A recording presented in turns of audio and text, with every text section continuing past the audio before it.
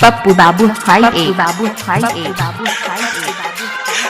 चिकनिया डी चिकनिया डी चिकनिया डी।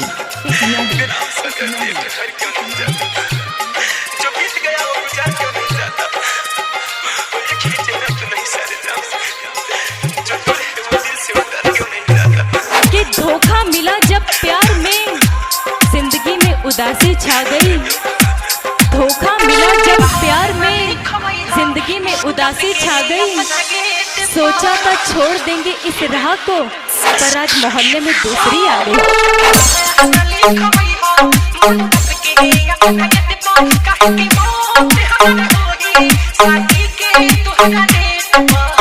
ऐसे ना बोला।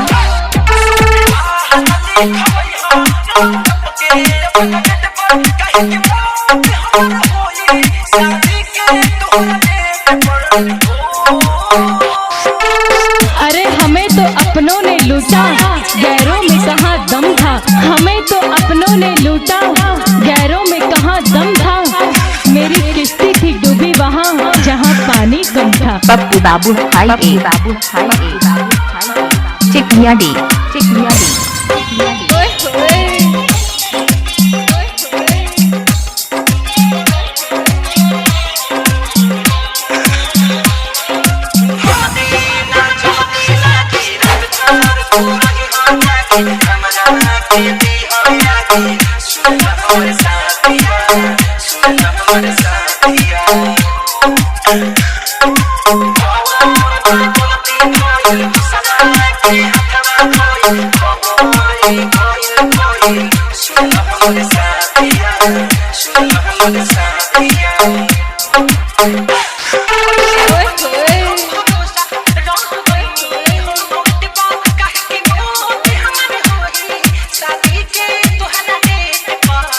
ऐसे ना बोला।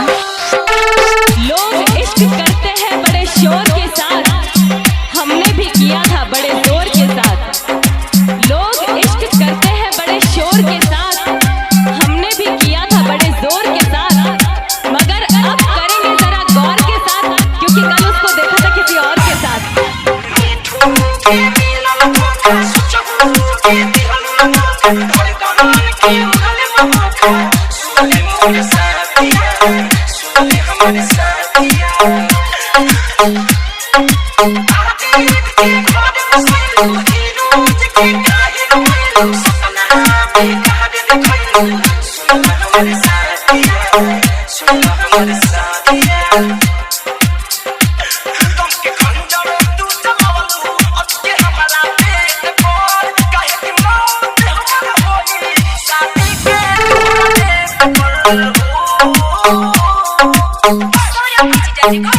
पप्पू बाबू हाई ए चिकनिया डी चिकनिया डी चिकनिया डी चिकनिया डी चिकनिया डी चिकनिया डी।